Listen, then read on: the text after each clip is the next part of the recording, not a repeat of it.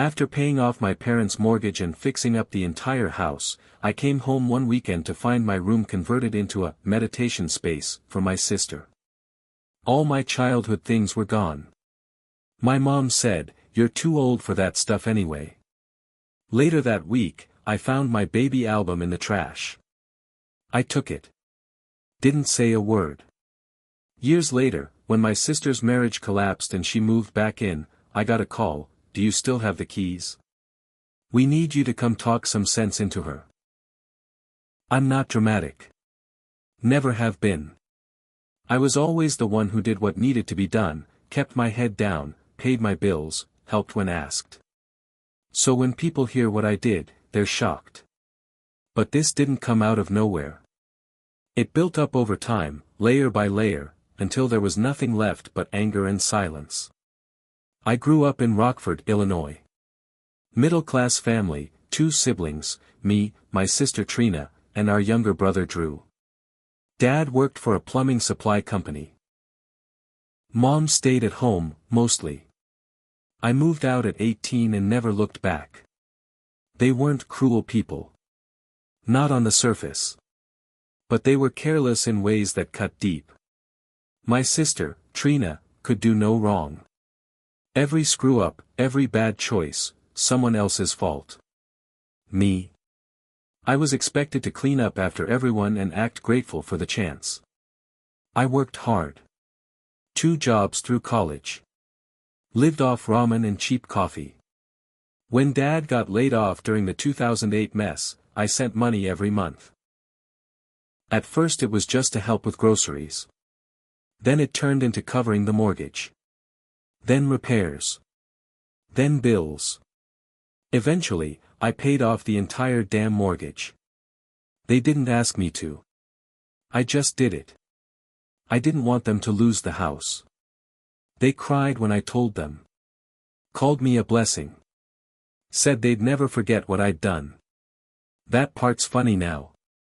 Even after I moved to Milwaukee, I'd visit every few months. I kept a room at the house. My old room. It was more like a museum of my childhood, but it was mine. The shelves had my old books. Drawings I did when I was 10. My first baseball glove. High school yearbooks, journals, even my graduation cap still hung on the corner of the mirror. It was the one place that still felt like it belonged to me. And then one random weekend, that room vanished. I showed up on a Friday evening. I had texted Mom earlier that week to let her know. No answer, but I figured it was fine. I let myself in. No one came to the door. I could hear wind chimes and some kind of soft music upstairs. Like spa music. No smells from the kitchen, no lights on. I walked up the stairs, expecting to dump my bag and lie down for a minute. But when I got to my room, I just stood there. The door was painted light purple. A sign hung from a string, "Tranquility Zone, do not disturb." I opened the door. My heart dropped. The room was empty of anything that had ever belonged to me. Gone. Completely cleared out. The walls were white with weird stenciled designs. A yoga mat lay across the middle. Some fake plants lined the window. There was a corner shelf with candles and crystals. My bed was gone. My desk. Even the closet had been cleared out. I stood there in the doorway like I was staring into someone else's life. Mom walked up behind me, holding a mug of tea. "Oh, hey. We didn't expect you today. You didn't get my text." "I must have missed it," she said, brushing it off. "Anyway, isn't it great?" We turned it into a meditation room for Trina. She's been really stressed lately, and she needed a space to breathe. I didn't say anything. She's staying here for a bit while her apartment gets renovated. And she's on this new wellness journey. You know, healing, recentering. Where's my stuff? Mom blinked like the question confused her. "Oh, honey, you're too old for that stuff. We gave away what was still good. The rest, we tossed it." You what? It was mostly junk, she said, sipping her tea. Toys, old papers, clothes from high school. You haven't lived here in over a decade. You didn't think to ask me before throwing it out. She frowned. I didn't think it would matter. You're a grown man. I walked outside after that. I needed air. My hands were shaking, and I couldn't feel my face. That night, I barely slept. I stayed in the guest room, which used to be the sewing room. I couldn't look at my old door without wanting to tear it off the hinges. The next morning, I went for a walk. When I got back, I passed the trash bins near the curb. One of the lids was open. Something pink and plastic was sticking out. I lifted it. It was my baby album.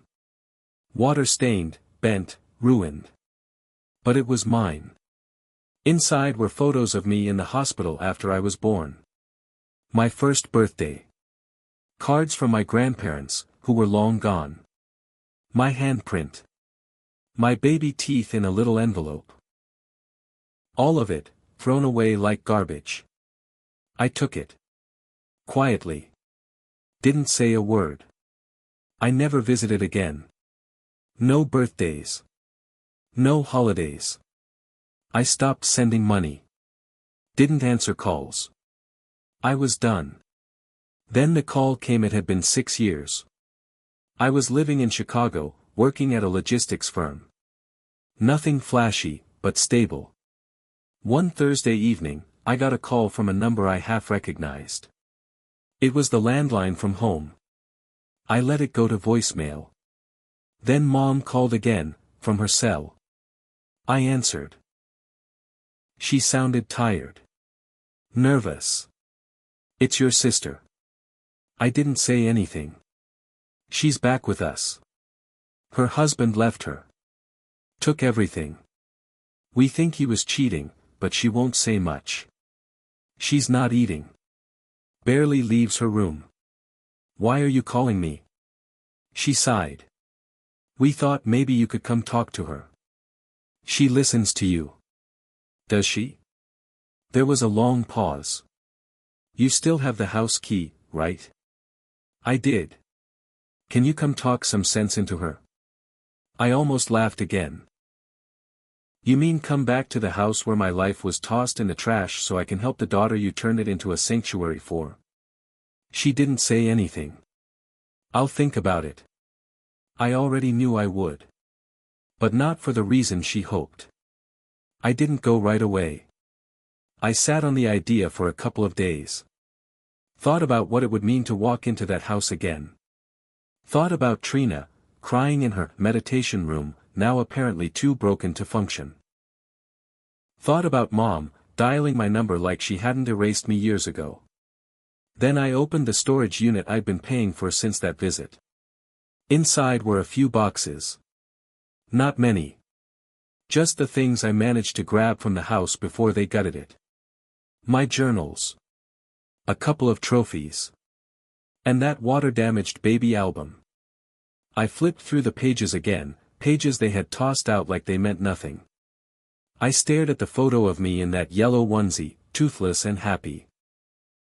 I remembered that moment, not because I was old enough, but because I'd seen the photo 100 times growing up. My mom used to tell me how I wouldn't stop giggling that day. She'd looked at that same photo once and smiled. Then she threw it out. So yeah, I went. I drove down that Saturday. Didn't call. Didn't text. I still had the key. I figured if they were going to pull me back into this mess, they didn't deserve a heads up. I parked a few houses down and walked up quietly. The front yard looked the same. Paint peeling on the porch. A sagging lawn chair still sat under the window. I slid the key into the lock and stepped inside. The smell hit me first, incense again, mixed with something sour, like old takeout or a dirty sink.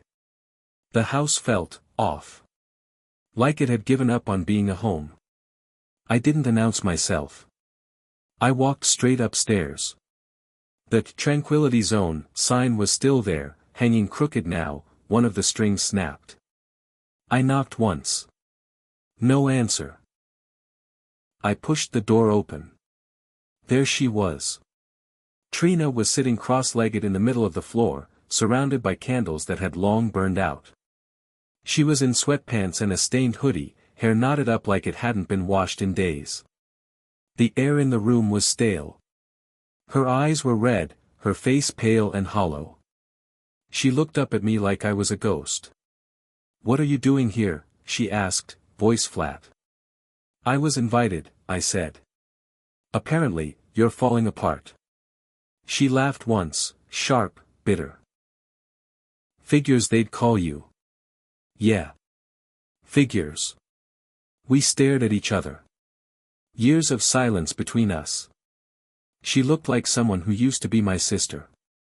I didn't pity her. I didn't feel sad. I felt cold. "You gonna tell me what happened?" I asked. She picked at a loose thread on her sleeve. "David left. Took his stuff. Took our savings. Took my dog." "Your dog?" "Yeah," she snapped. "He said I couldn't take care of anything. Not even myself." "Well," I said, leaning against the doorframe, "he's not wrong." She looked up, furious.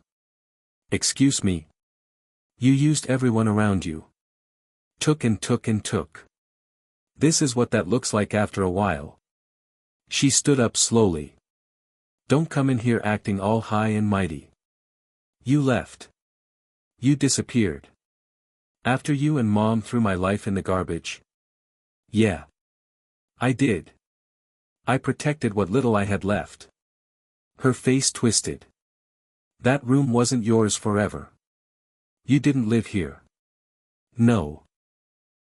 I just paid for the damn place." That shut her up. For the first time, something flickered across her face. Guilt? Maybe. I didn't care. "You know what they did with my baby album?" I said, stepping closer. "Threw it in the trash. Like I didn't exist before you needed a yoga mat and some string lights." She didn't respond. I pulled something from my coat pocket. A flash drive. I made copies of everything. Journals. Photos. Notes. All the stuff you and Mom thought wasn't worth keeping. It's all digital now. Safe.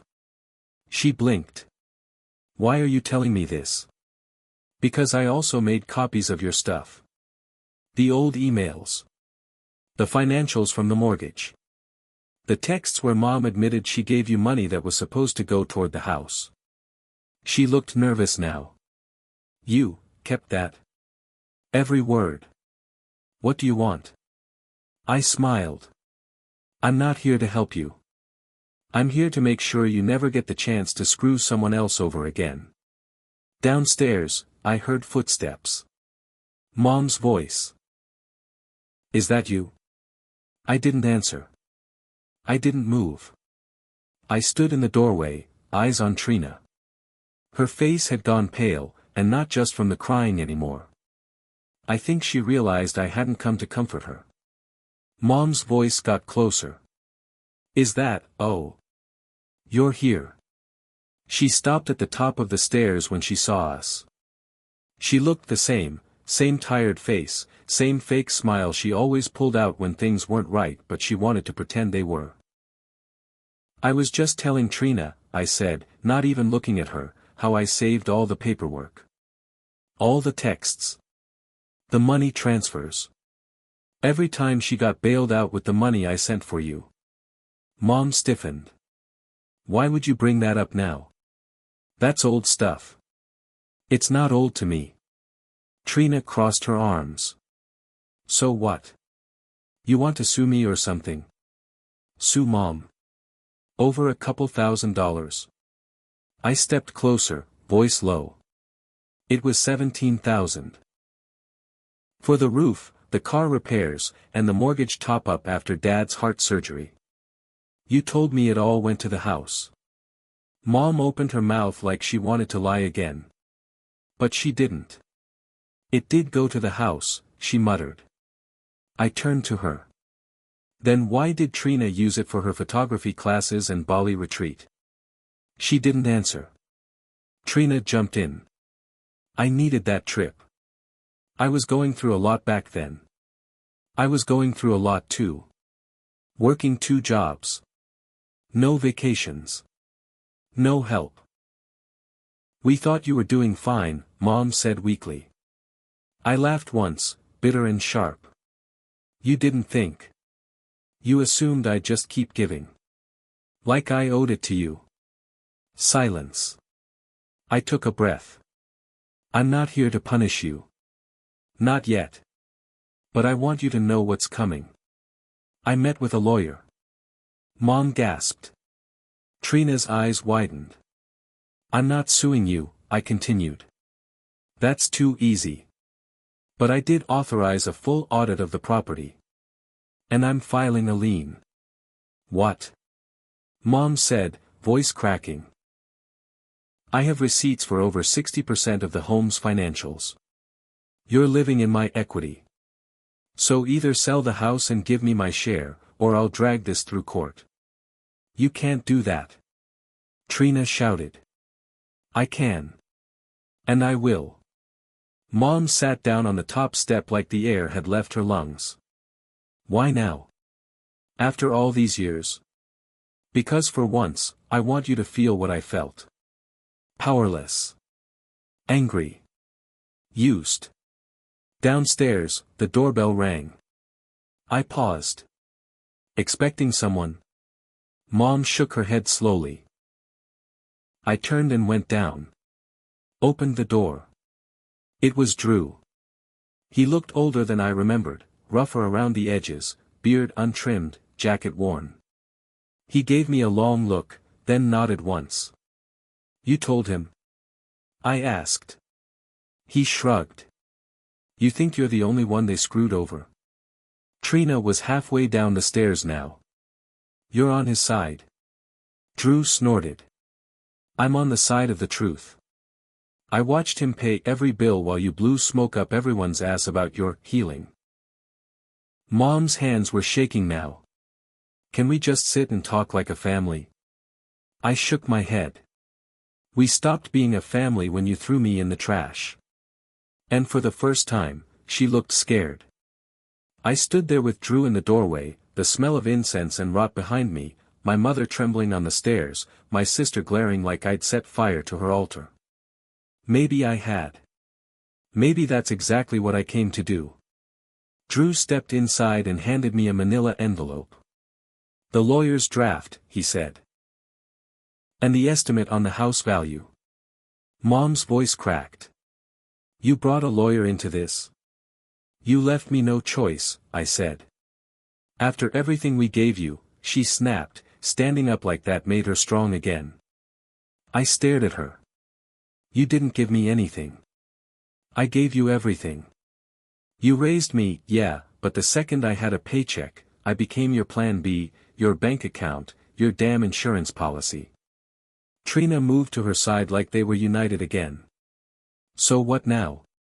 You ruin us? Make us homeless? No, I said. I'm giving you options. Mom crossed her arms. What options? You sell the house. I get my cut. You two can split what's left and find your own way. Or I take this to court. I've got enough records to prove financial contribution, intent, and misappropriation of funds. It'll drag out, and you'll lose. You won't just owe me, you'll owe legal fees too. You're bluffing, Trina hissed. I looked at Drew. He reached into his pocket and pulled out a small voice recorder. Hit play. It was a recording from 2 years ago. Mom's voice clear as day, just use the money. He won't notice. He never asks questions. He's got more than we do anyway. My heart beat slow and heavy in my chest. Mom went pale. Trina stepped back like she'd been slapped. Drew looked at me. You ready to be done? I nodded. They didn't say anything after that. 2 months later the house sold in 6 weeks. I got my share. $137,000. Not a fortune, but enough to make a point. Mom moved into a small apartment on the other side of town. Trina ended up crashing on a friend's couch. I heard the meditation business never launched. No one wanted yoga from someone who couldn't face herself. Drew and I kept in touch. We were never close growing up, but something about cleaning house together makes you feel like brothers again. I kept the baby album. Had it restored professionally. Each page flattened, cleaned, sealed. It sits on my bookshelf now in my apartment in Chicago. Every so often I flip through it, not out of nostalgia, but as a reminder. That no one gets to decide your worth. Not even your family. Especially not them.